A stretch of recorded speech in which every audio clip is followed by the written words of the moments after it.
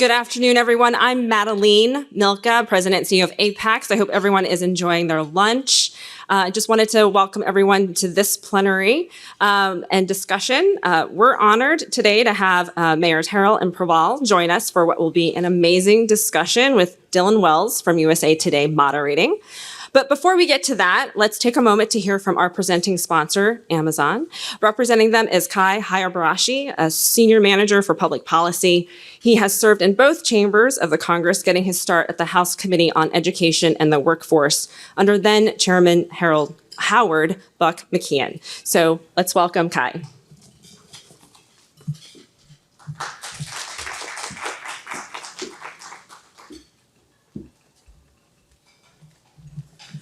Wow, good afternoon. Thank you, Madeline.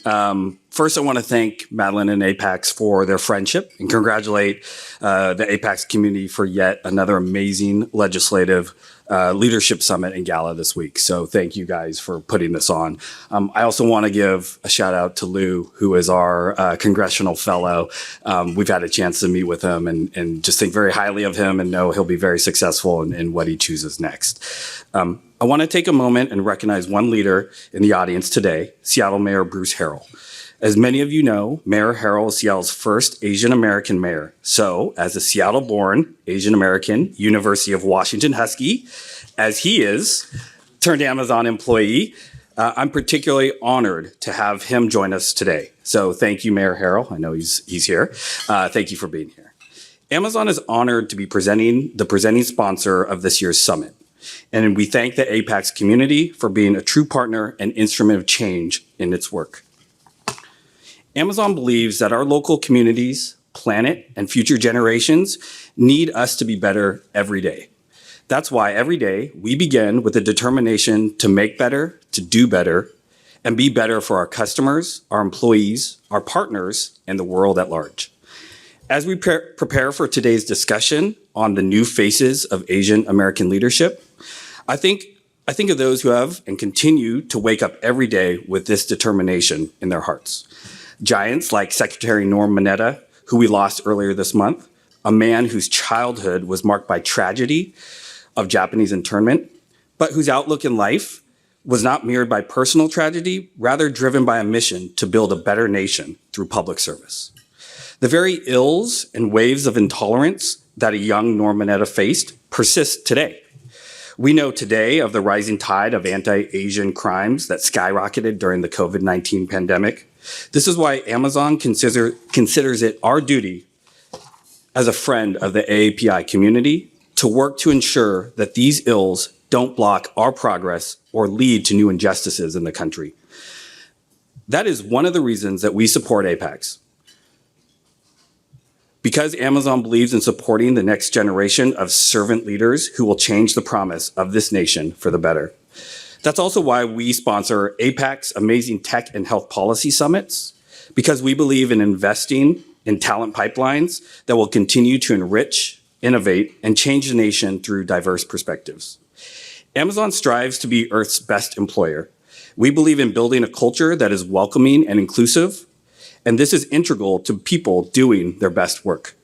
Last year, in the midst of concerns related to AAPI hate, Amazon Studios, along with our studio COO, Albert Cheng, launched Amazon Studios Voices, API representation in film and media.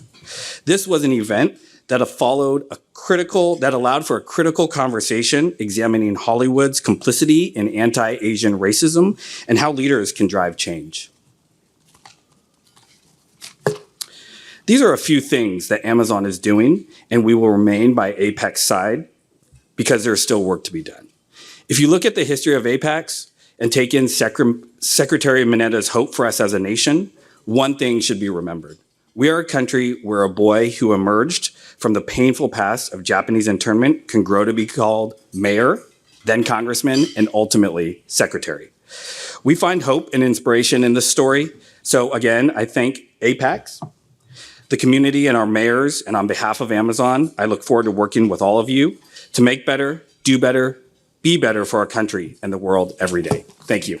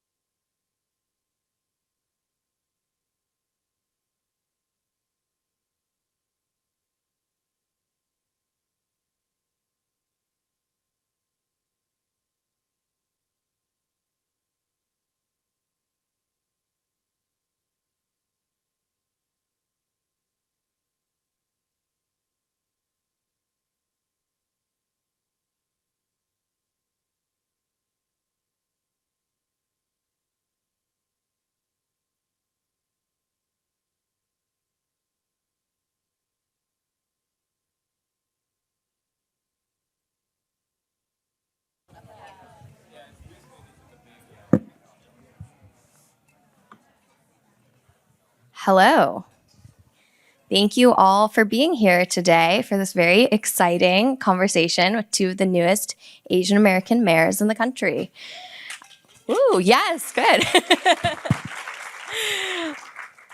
So as a quick introduction, we have Mayor Aftab Pureval, who was elected mayor of Cincinnati last fall, becoming the first Asian American elected to that position. And he previously served as the Hamilton County Clerk of Courts, and in 2018 ran for Congress as well. And now the mayor of Seattle we have joining us as well. Ooh, Washington representation.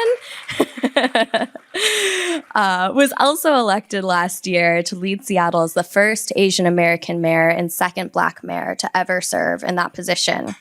He previously held the role in an interim capacity and served as city council president. So we're very excited to be joined by them today, and I'm hoping to kick things off that both of you could introduce yourselves to the room by talking a little bit about your background and why you specifically decided to run for mayor. Thank you so much, and thank you to APAICS and all of the organizers for creating this platform for the mayor and I to talk about this incredibly important subject, which is Asians in leadership.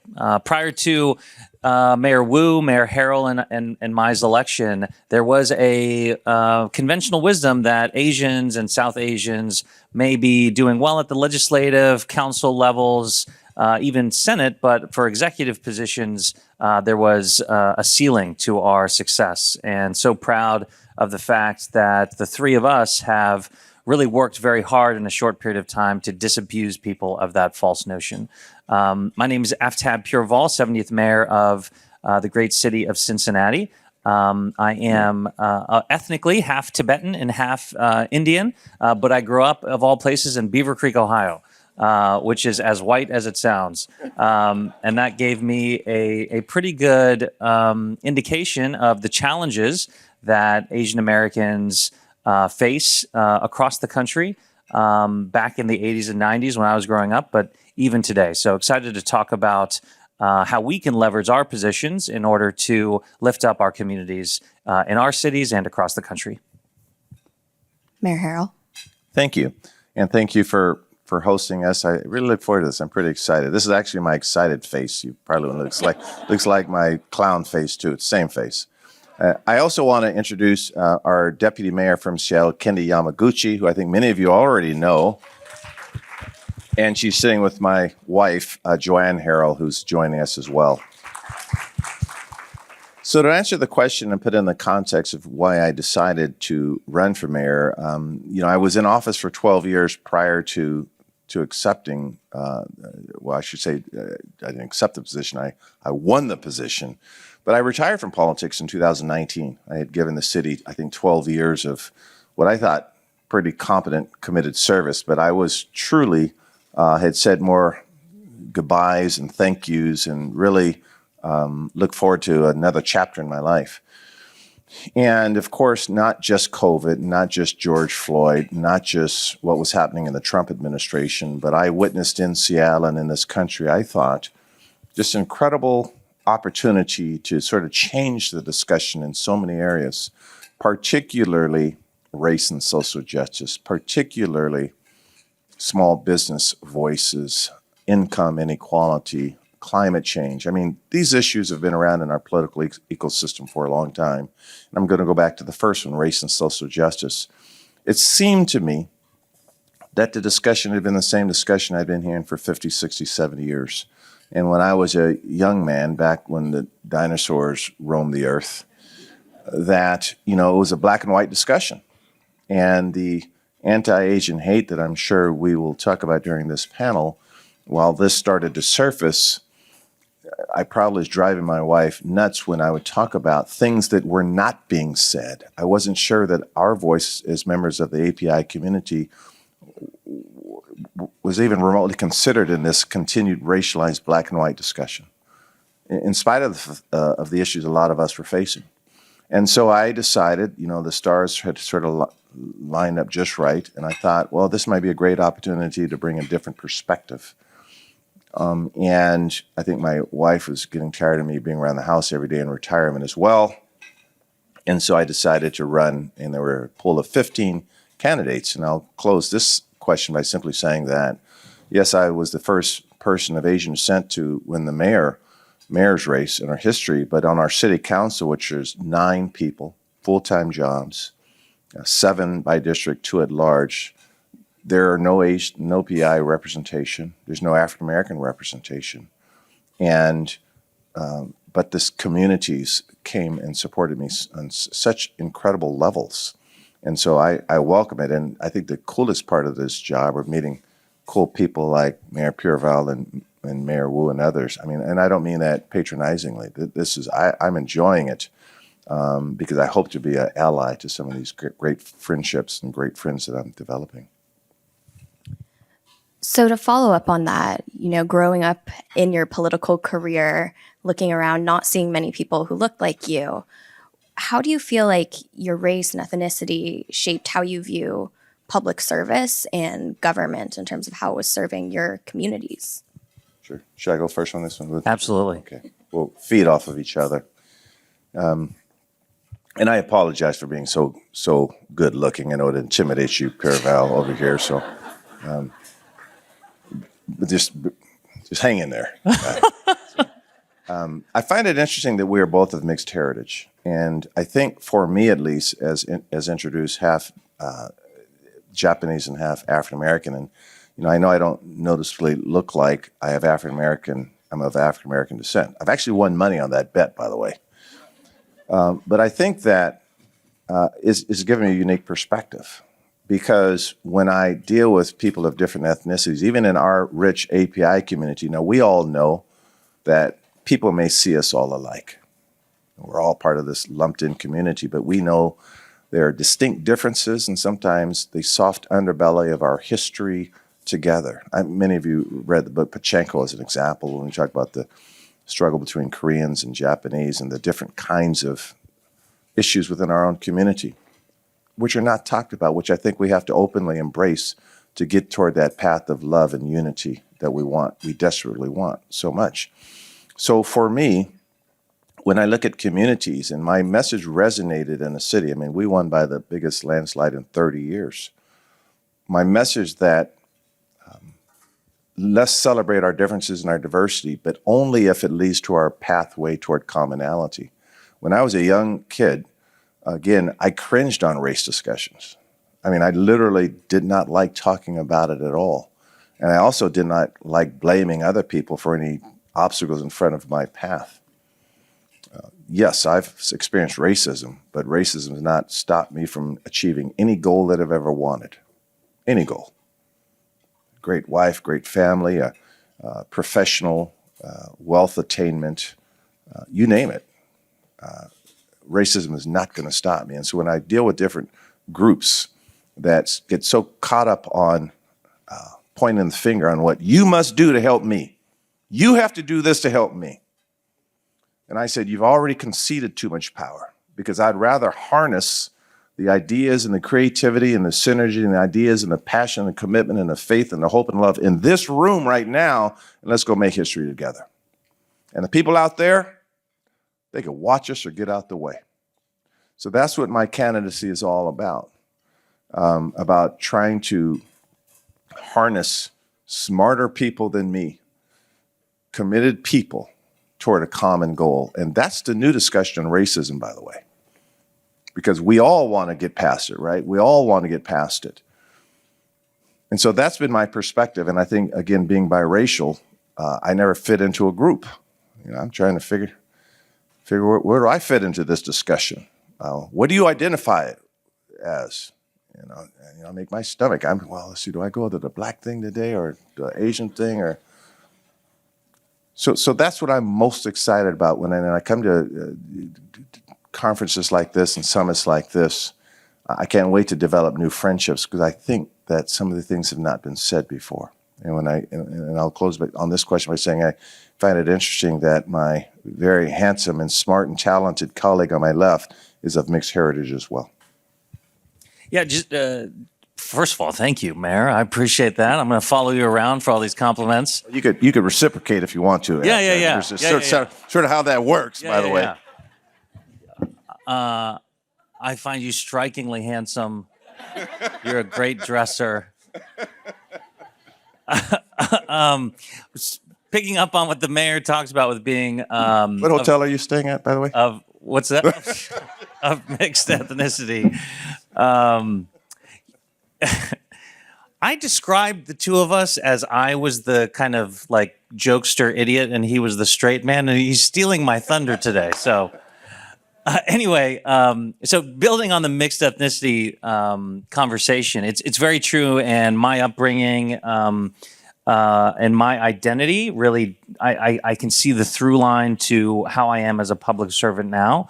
Similar to Mayor Harrell, growing up in Beaver Creek, Ohio, half Indian, half Tibetan, I also really struggled with my identity about whether I was American, Tibetan, Indian, whether I was all of it at the same time.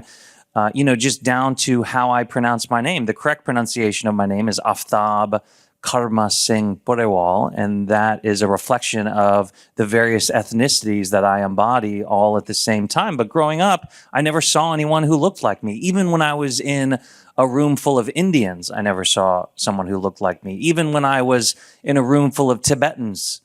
Well, there's not really rooms full of Tibetans in Ohio.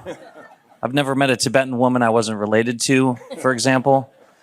But anyway, it made it very difficult to have a strong identity. But I think that has made me, as an adult, more empathetic because I'm more able to put myself in the shoes of people who are struggling with something, struggling to fit in, struggling to get access to resources from the government, struggling with an issue that they're facing. And that ability to, that empathy, I think, makes me a stronger public servant because I can see the world and different issues through different lenses and from different experiences because, as a child, I struggled with fitting in. And I think that has strengthened my ability to lead and to govern. However, there are real political realities of being AAPI and running in a largely homogeneous state and community like where I came from. I'm very proud of the fact that I'm the first Asian American mayor of Cincinnati, the first Asian American mayor of a major Midwestern city. But what makes that even more profound is that Cincinnati has a AAPI population of 2 or 3%. So it means that AAPIs can run and win anywhere, including Cincinnati, which I love. But it also means that the obstacles, the barrier to entry for AAPIs in communities like that are just higher. Politics is about common ground. It's about a mutual connection. It's about creating that empathy out of thin air. And if you have an ethnic name, if you have an accent, there's an automatic barrier between those two things happening.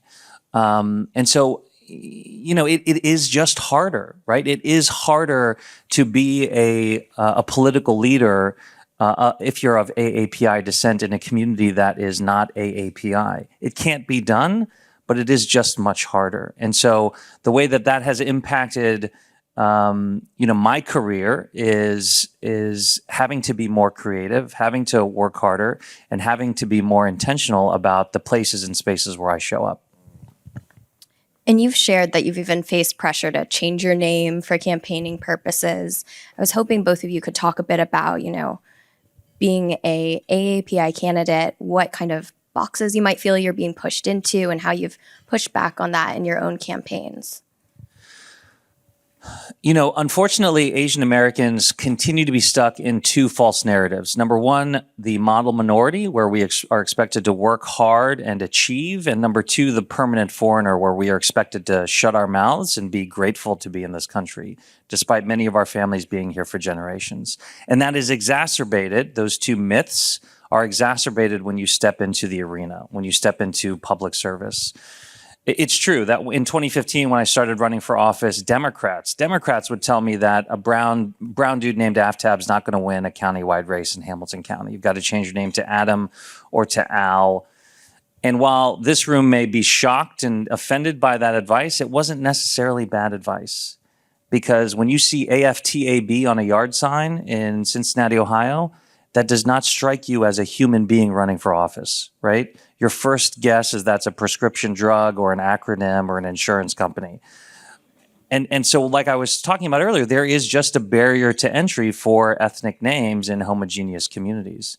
But instead of changing my name, instead of making concessions about that, I decided to use my name as my strength for my campaign. And so I hung a lantern on it. So raised enough money to get on TV. Every time I said my name on my TV spot, a big yellow duck puppet popped up next to me and said Aftab in the Aflac voice. Not dignified, but very, very memorable, very creative. And look, do I wish that I didn't have to be self-deprecating about my name to win? Yes. But this is the reality that we're in.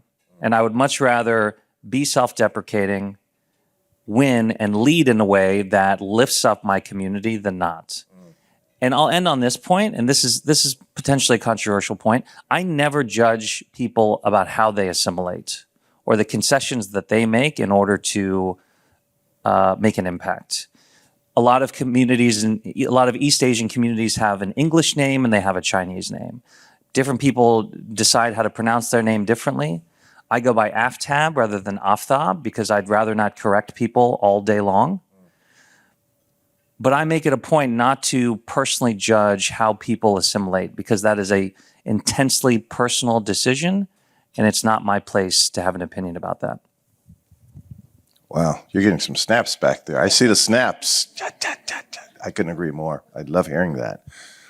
Interestingly enough, in Seattle, we're a little different, I think, demographically. We have about 13.5, close to 14% of members of the API community, and they love their candidates. They get behind their candidates, and every time I turned around, I was in the newspaper, and the support was incredible. If I'm going to be brutally honest with you all and myself, that my biggest opposition was not, obviously it wasn't the voters. My biggest opposition as a lifelong Democrat was in the Democrat Party. And I know this is going to be a little sensitive to many, that because I was a technology lawyer and I spent a lot of time working in the business community, fighting for a pathway of opportunity for everyone, that people in the progressive side of our party have been a lifelong Democrat since 1977.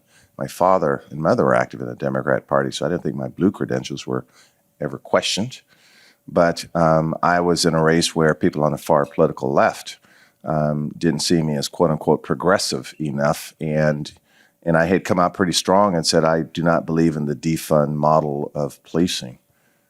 I said, I don't believe in a racialized or militarized approach, but I want 7-minute response times in every neighborhood, regardless as to the demographic.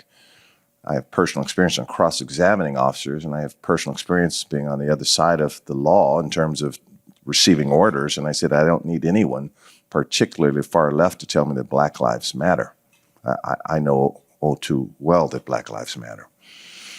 But in that political process, I would go to the forums in the Democrat side and tout my Democrat credentials, but I was not received as well as I thought, which was new because many of them had supported me on 4 elections as on the city council. And I think I was the 4th person in our history to be elected president of the council twice. It's sort of a coveted position. And you don't know me personally, but my wife and Kendi Yamaguchi know me well enough to say that I don't back down from a good fight. And I would take them on. And I would say, well, first of all, my Black family and my Asian family came to Seattle for some simple things. Opportunity, a great education, the chance to succeed in a meritocracy. They didn't take a plow or a vow of poverty. They wanted better opportunities for their family. And this may sound like it's coming from the political right spectrum. And we navigated through it, and the voters responded. But some of the leaders in my own party they weren't critical, I guess. They just weren't as supportive. Of course, now they're all my friends again. So full circle, right?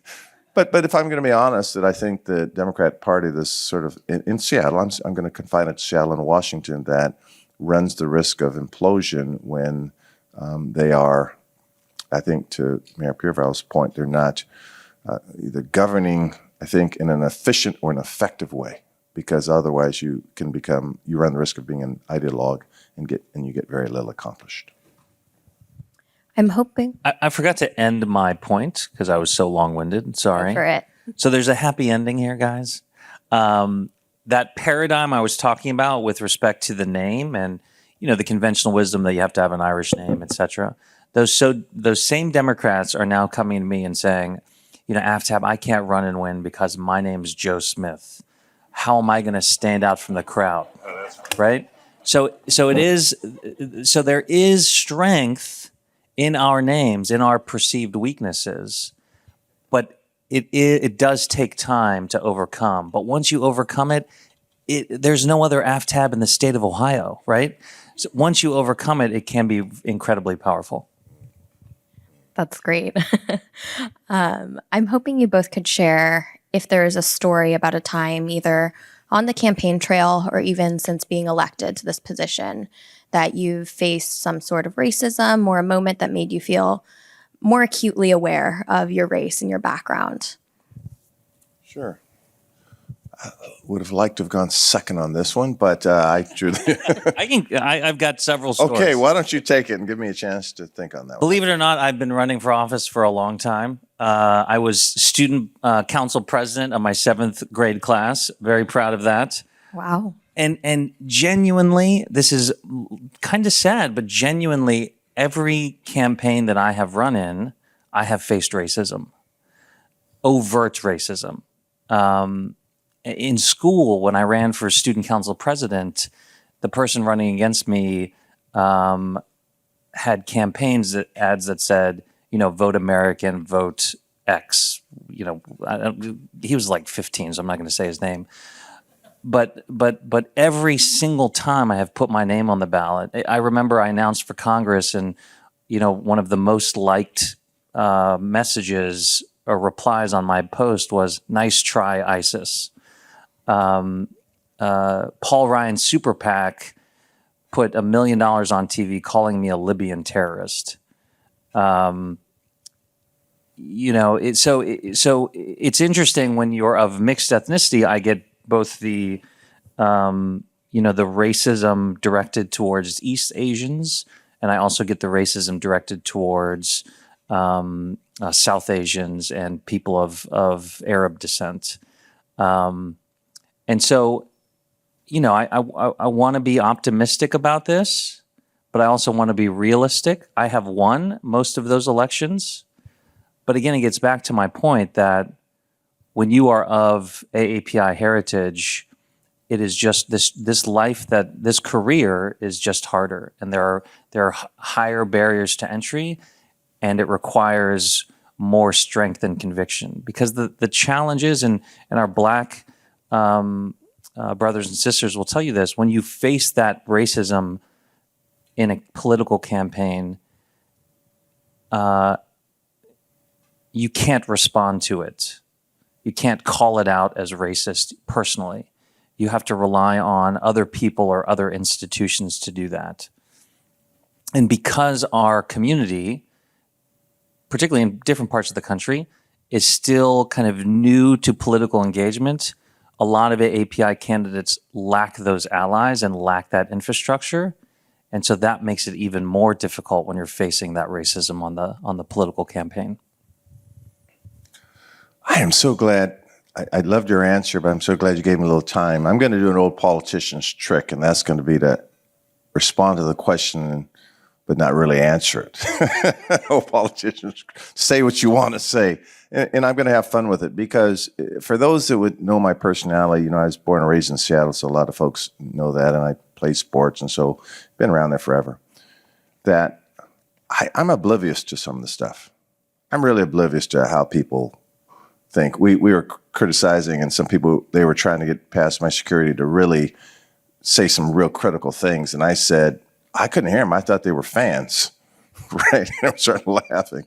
But I'm going to answer your question differently. My wife, and we went to college together at the University of Washington.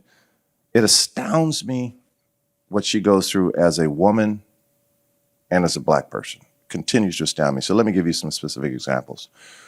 First of all, full disclosure, her resume is a lot thicker than mine in terms of experience. My wife, she was getting her MBA when I was getting a law degree, and she's held major CEO positions, and she's been a Microsoft exec for 20 years, and the governor appointed her to serve on the board of regents at the University of Washington. She was the CEO of United Way. They raised $100 million.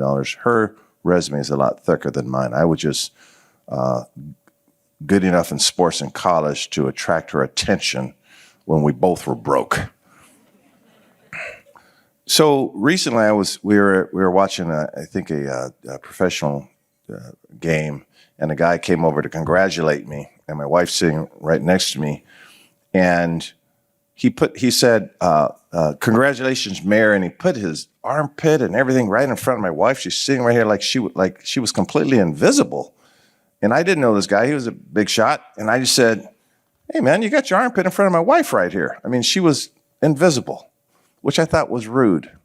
That my wife wakes up, and by the time sometimes I've even gotten out of bed, she's already read the New York Times, the Wall Street Journal. She's a voracious reader.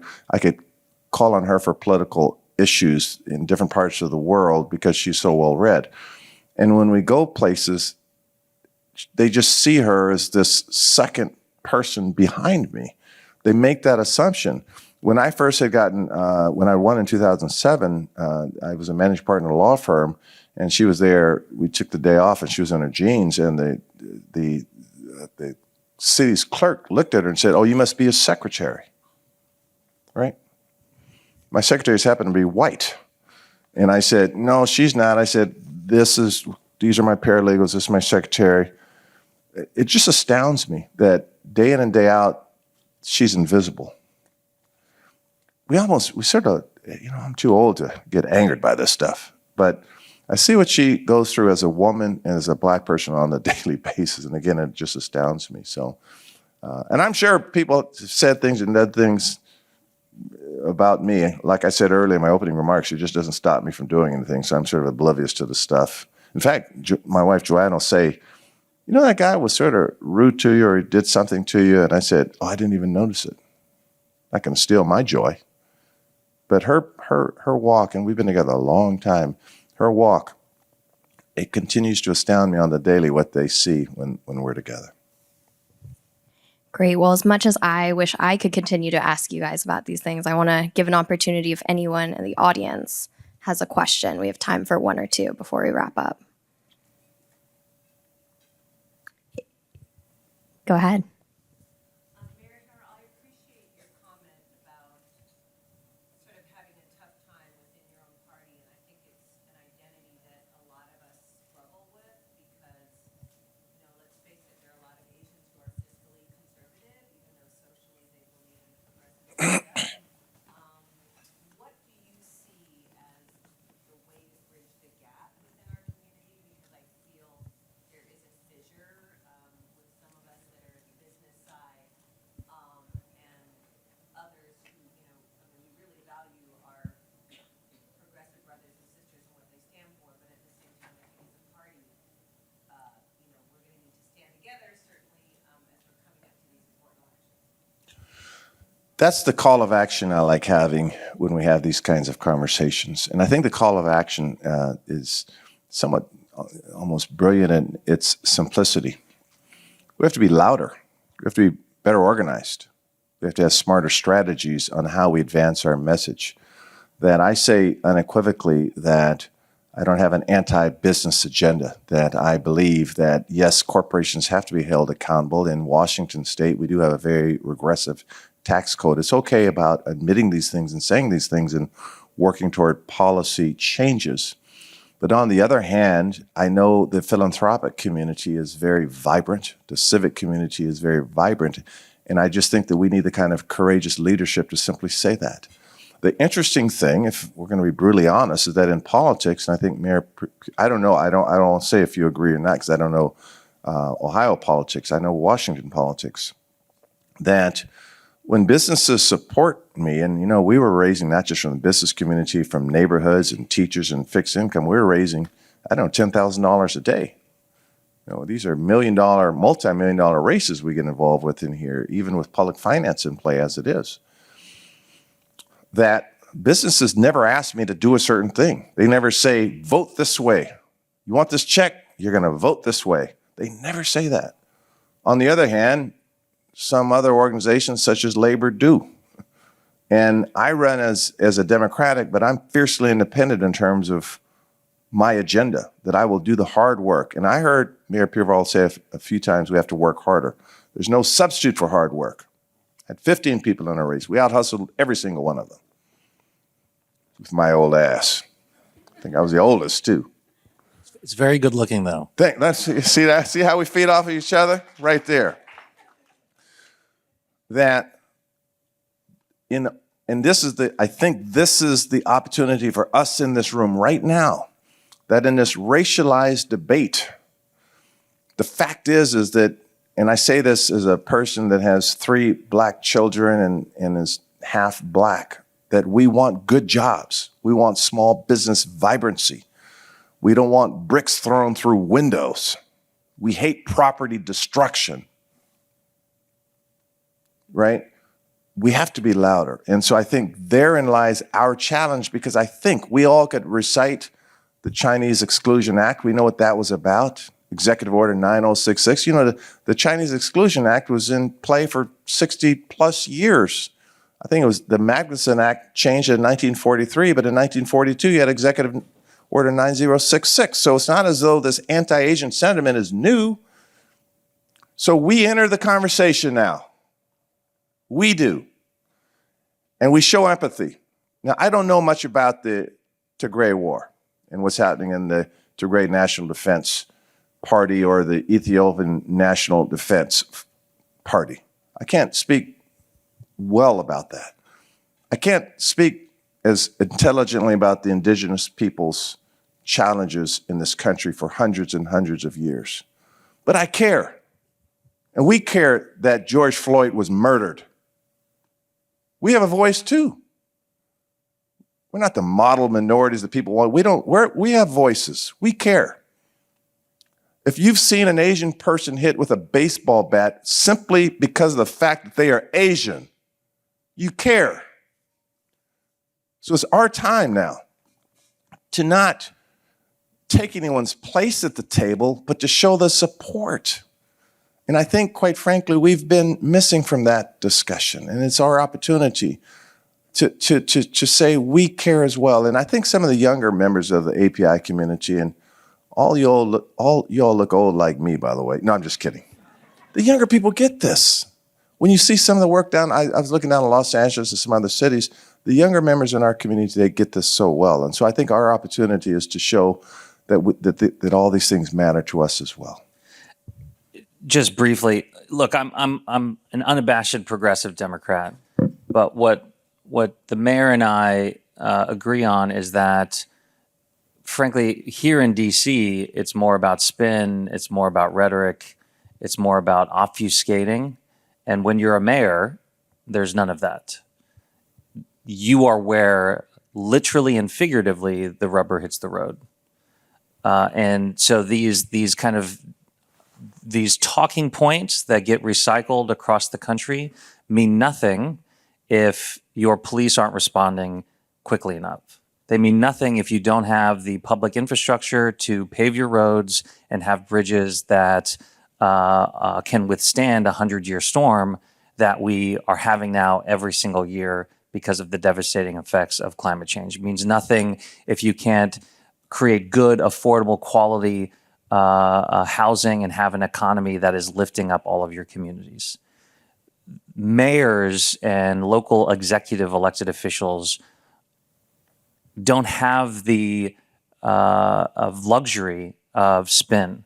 We step into the void, we make the hard decisions, and we are expected to lead. And that is why I love my job, because there is legitimately not a Republican or Democratic way to fix a pothole. There's only the right way, and mayors are expected to find that. I'll make one more point, too. Mayor Pureval made me think of it.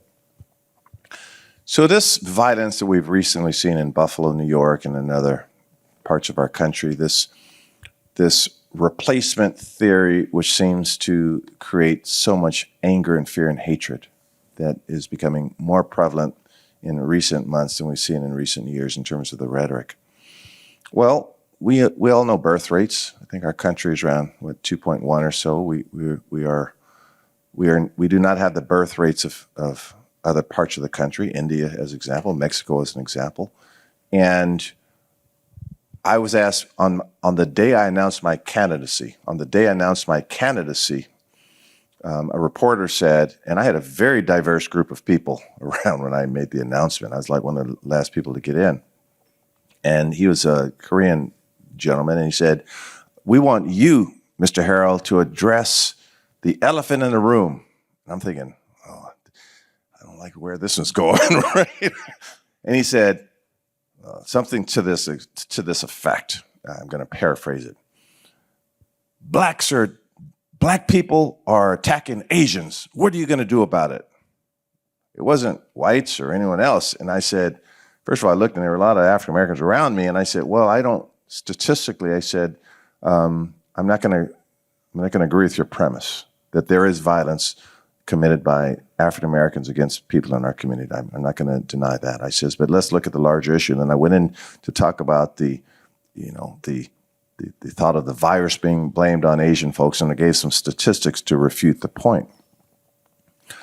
The fact of the matter is that our community right now, I just continue to believe that it's sort of our turn, our time, our opportunity to help elevate the discussion in this country. And I think this goes to your question, that we've had many struggles as a community, and it starts with uniting our community and talking about those issues I talked about earlier, that we're not, I'm very proud that we're hiring a Laotian young woman last week. I just gave the okay to do some of our work. It's going to be under your portfolio, as I understand. Thank you, Kendi, for approving that.